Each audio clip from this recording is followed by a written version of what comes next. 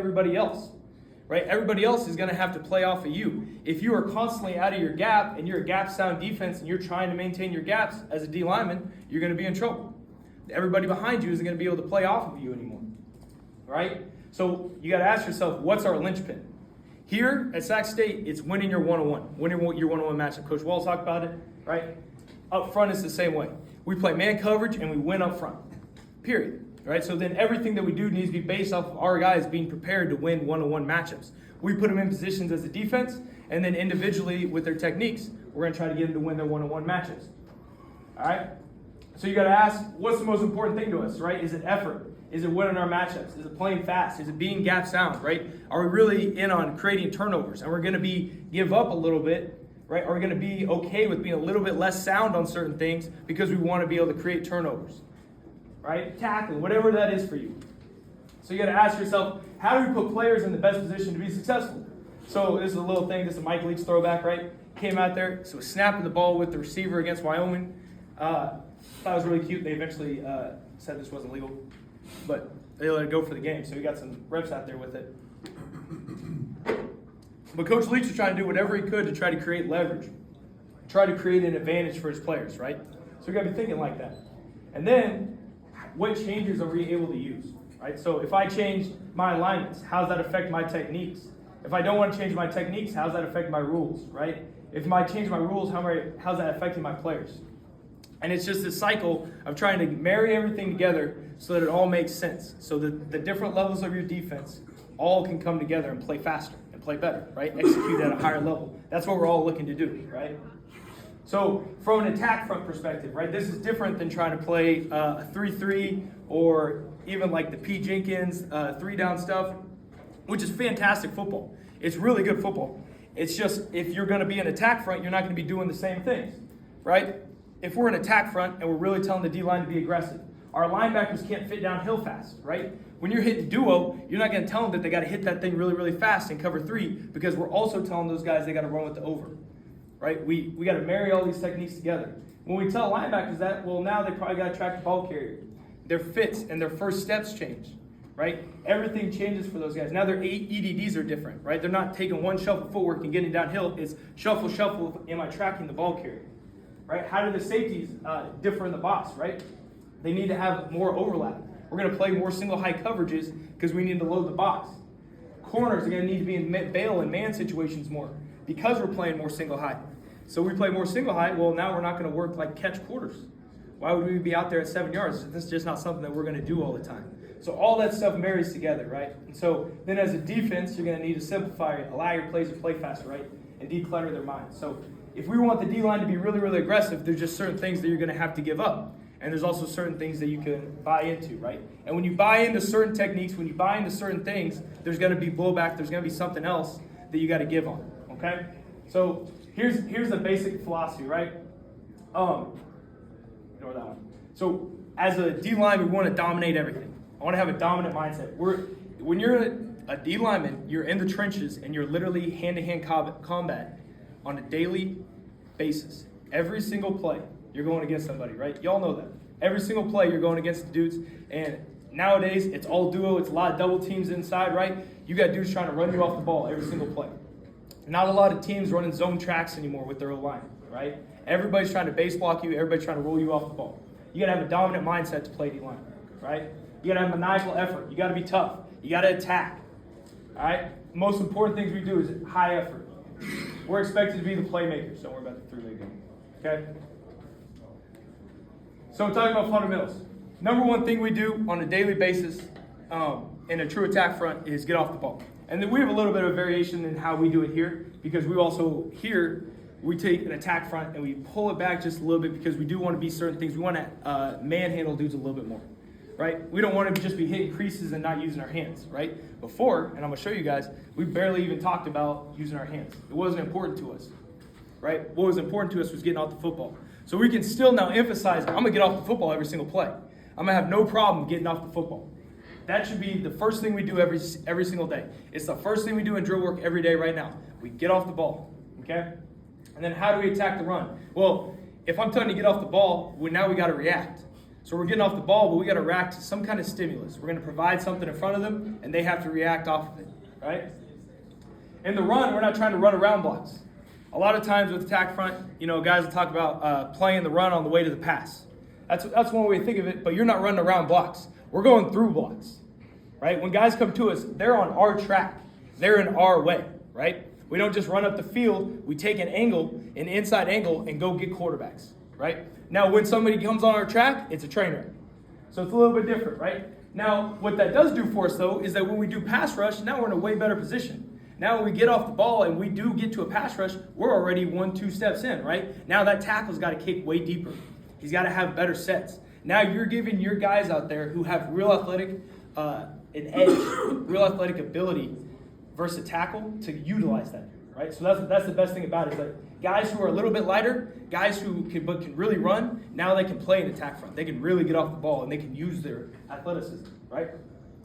I love this. Alignment stance key for me. This is all it is up front, right? You always ask before you kick the fucking door down. Period. Right? You got to know your alignment. You got to know your stance. You got to know your key. You got to ask. All right? So, this is just like base alignments. This is normal 4-down football. So we're not reinventing the wheel out here, okay? Now, what you guys are going to notice is that on a lot of our tapes, right, we're going to be it's going to be wide. Our alignments are going to be wide. So this is our 3rd down package. We have the DNs inside. Don't worry about that. Right? Even our shade is a little bit wide. We wouldn't even want those guys' hands really inside of the frame of the offensive lineman. And the reason is because we're really trying to hit the creases. We're keying the shoulder tip and we're getting off the ball through the shoulder tip, but if that shoulder tip goes away, we're flying through that crease. Right? We're not trying to sit here and land our hands every single day. That's just what we believed. All right? So when we believe that, now we're not going to sit there and hit the sled and worry about locking out our hips all day long. So our sled work is going to be a little bit different. I'll show you guys that, right? Now, 2 eyes pretty much similar. That won't change too much. We played a little bit out of it too. You can see the 3 technique, barely inside, right? He probably, we would say he's a little bit tight, but he's getting some tight alignment splits from UNLV here, so he's all right. Again, now we're getting a little bit wider splits. Now he can widen up a little bit. Okay? 6 tech, 9 tech, just to give you guys examples, right? Really good stance. He's squared in 6 technique. This is just okay. This is bad. He's not in a position that he can actually get off the ball and be aggressive, especially away from the back. So we talk about alignment, we talk about our key, our stance, and we talk about our key. And my key is the most important thing. So Coach Ed was up here earlier, and he said, eye discipline is one of the most important things that you have, right? It's not like a skill, it's like a trait. It's really a skill. It's something that you develop. Some guys will just naturally have it, but everybody can develop it. You really got to focus in on the shoulder tip, right? If I'm giving you a key, you try to make that key as small as you can. You want the key to be the tiniest piece of whatever it is. You want to look at the top of the number of the pec. You want to look at the shoulder tip, whatever that is. So as soon as I get movement off of that key, that's what's telling me everything. That's what takes me to whatever my assignment is, right? So I'm a key. Whatever that first thing is to move, sometimes we're keying the ball in rush situations. Most of the time, as shaded players, we said via the neck. I told them to look at the temple. If you can see the dude's vein, look at that. Whatever it is, okay? Head up players, we go screw to screw. All right? But the most important thing we do on a daily basis is get off the football. So every single day, you start by getting off the football, right? And we're trying to drive. So here, it was important for us. We'd slow down their first 2 steps. We're not slowing them down, sorry. We would shorten their first 2 steps. We want those first 2 steps on the ground, pa-pa. And then we get rolling, right? So you can see, pa-pa. Good job by Mo on this side. Getting these guys off. We're trying to get them off the ball. The ball is our key here, but we're getting our feet in the ground as fast as we can, right? In an effort to be able to try to change direction on base downs. Then we go 3rd down. You can tell that the stance has changed a little bit. Now we're gaining ground. Now we want that first step past that line. We're driving out of it. You can see the drive here by 90. 90's at Michigan State now. Driving, right? Try to make it fun. Try to make it competitive. Try to compete, right? Look at that. No cleats in the ground. That's not terrible. At 26, I was beating it, that's for sure. All right? So we do this, right? And we try to make it fun. If it's something that you do every day, you cannot let it be monotonous. Okay? So if it's really important to you, you also can't go out there every day. It's like, hey, here's a couple get-offs this way. We do a couple get-offs. All right, now we just go to the next thing, right? We want these guys to compete in everything they do. That's pretty much universal. So how do we compete? Like when guys mess up, we're clowning them, right? If he's doing push-ups, I'm doing push-ups. Right? We're clowning them. But we want these guys to compete. We're trying to race through a line. We're calling out winners and losers every single day, right? Who's first through this line? Who's breaking this line first? Trying to get everybody off the football, right? It's important to us to compete. And again, if we're going to attack, now we need to be able to react. So that's what line drill is. Now all we're doing is we're trying to get them off the ball as fast as possible, giving them a stimulus, giving them a screen stimulus. That's out at 45, right? Down the line. Draw, draw, draw. He turned the wrong way. He's getting clowned. Right? That wasn't good enough. Not fast enough. We want these guys driving. If we don't give you a key, it's a pass rush. Keep going, right? You got to react. You can't guess. You have to react. So we're trying to get these guys off the ball and really emphasize that, right? So we get in here, right? And this is where it shows up in games. 91's juice up. This is one of my favorite plays I think I've got so far. 91 is juiced up. We're CU. We're on the goal line. It's the fourth quarter. We're up by 7, and we need to stop. It's third down, right? Getting off the ball. Doesn't sit here, doesn't use his hands, not something that was important to us. Getting off the ball and driving our feet, right? Get off the ball and driving our feet. He didn't sit, he didn't catch it. He didn't do your typical, I'm locking, extended, right? Your react, your attack. That's not what we were doing. It was all attack. Ended up in the backfield, great play by him, right? On the other side, 2-eye again, just getting off the ball.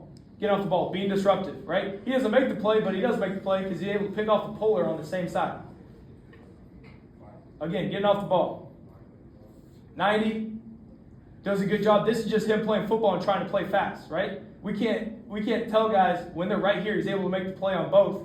But Shador barely gets his ball off, right? We can't tell him, oh, that's a bad play. If I'm telling you to get off the ball and the dude jumps in front of you and you backdoor it, but you're able to stack it like he is, then we're fine, right?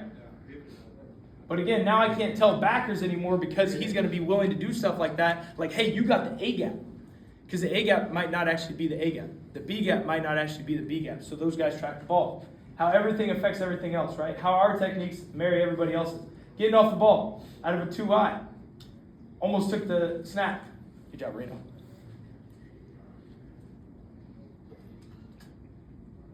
Just getting off the ball. Doesn't catch a piece with his hands. Wasn't something we were emphasizing. Wasn't something that we were concerned about. Right? Trying to get off the ball and be prepared to make plays. So we try to give him visuals, right? So we tell him get off the ball. Now we're going to tell him train wreck. What's a train wreck? It's any kind of base block at me that lands on my path, right? Sometimes it's going to happen, right? It'll happen naturally for these guys that play D-lines. Like your hands are going to land. So we still hit the sled. Now how we taught it. Right? Not even how I would personally teach it, but this is how we taught it because this is what we believed in, right? We were a fingertips up organization, okay? Most guys are going to tell you thumbs up. I personally agree with you, but that's not how we taught it because how we wanted to teach it was we're trying to get off with the flat back. If you're going to push a car, you wouldn't push a car like this with your hips locked, would you?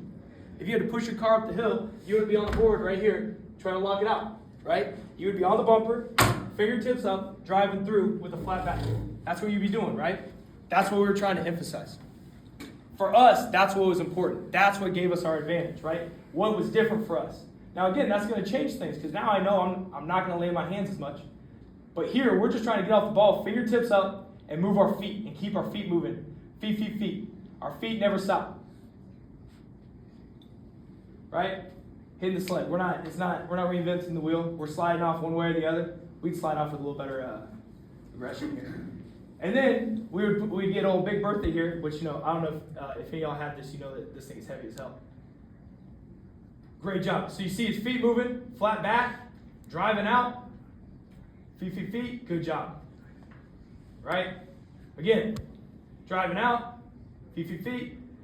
This is a DN, playing a 6 technique, right? So for these guys, this would be the same exact thing. Most of the time, those guys on the edge, they're really just getting off the ball. They don't have a guy in front of them. Well, when the tight end steps on the ball in front of us, we would play a 6. So our 6 technique was literally beat the shit out of the tight end in front of you. Beat the shit out of him. And then if he arcs, we'll just get to our base 5 technique. Otherwise, we're just beating the shit out of this guy.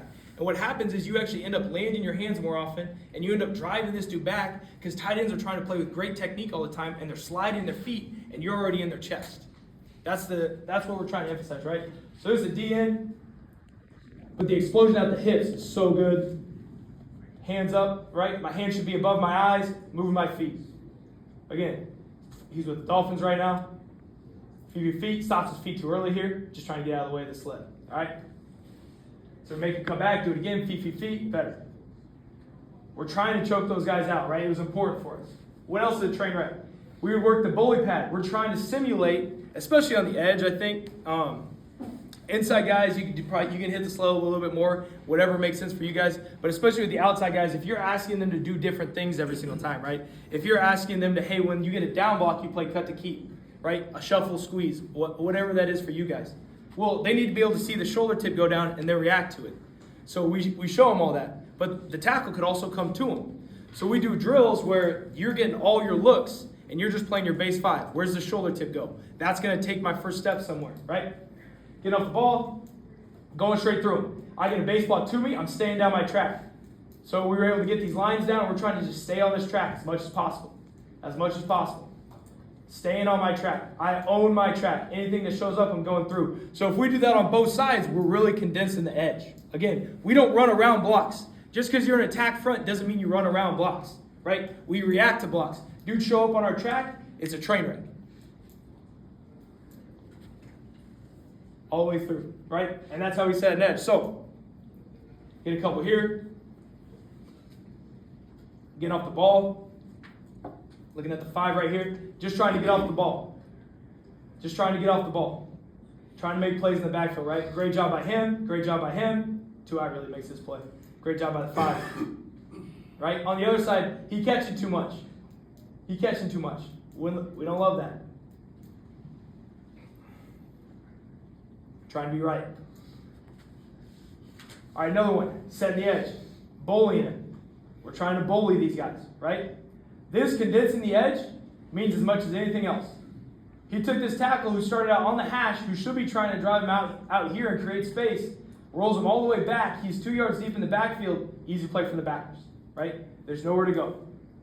And for us, our linebackers and our safeties knew that, hey, there's no guarantee you're playing whatever gap this guy doesn't take. All right? Because we would also tell these guys to take it, and that'll be the next thing we get to. All right? Again, just getting off the ball. Just getting off the ball. Sorry, sideline view.